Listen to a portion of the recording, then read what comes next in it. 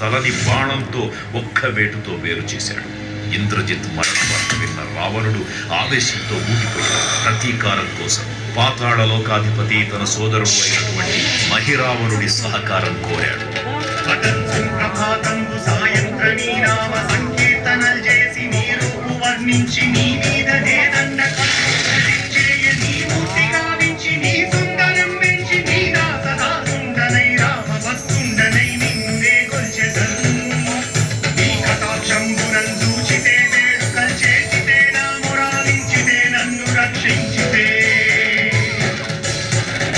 తంత్ర విద్యలో ఆరితేరిన మహిరావణుడి దాడి గురించి విభీషణుడి ద్వారా ముందుగా తెలుసుకున్న హనుమంతుల వారు తన ప్రభువుల విశ్రాంతి మందిరానికి కాపలా ఉండగా ఆ దుష్టుడు లోపలికి ప్రవేశించడానికి పలు ప్రయత్నాలు చేసి చివరికి మాయోపాయంతో విభీషణుడి రూపం ధరించి మందిరంలోకి ప్రవేశిస్తాడు.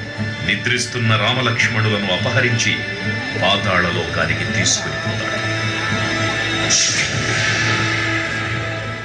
అంజనాదేవి గర్భాన్వయా దేవని నింసనేనంత వారన్ దయాశాలివై సూచియుం దాతవై దక్కరన్ నిచియుం తొల్లి సుగ్రీవం మంత్రిపై స్వామి కార్యార్థమై ఏగి శ్రీరామ సౌమిత్రులను చూచివాడు చంపంటు గావించి బాలిని సంపించి సచిల కుంటుపా దృష్టి వీక్షించి కిష్కింధకే తెంచి శ్రీరామ కార్యార్థమై లంకకే తెంచియుం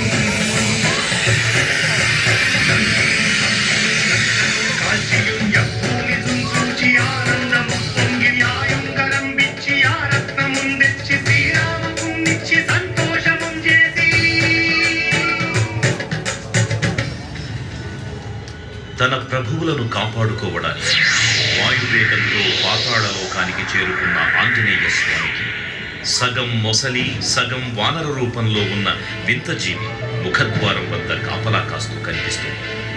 ఆ జీవి మకర ధ్వజుడు అనే తన పుత్రుడని మహాసముద్రాన్ని దాటుతుండగా నీటిలో పడ్డ తన పేదవిడు ఒక మొసలి గ్రహించడం వల్ల జన్మించాడని తెలుసుకొని ఆశ్చర్యపోతాడు హనుమంతుల వారు. తన పుత్రుడిని యుద్ధంలో ఓడించి పాతాళ లోకంలోకి ప్రవేశిస్తాడు.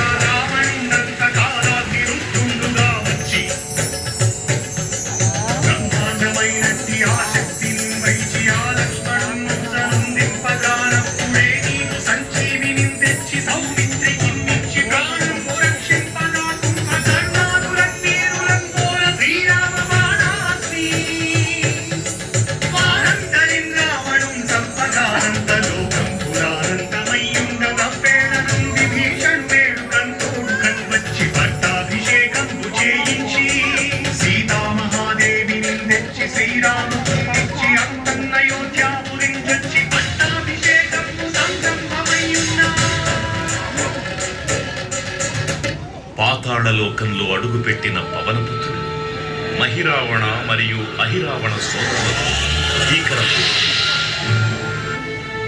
5 దిక్కు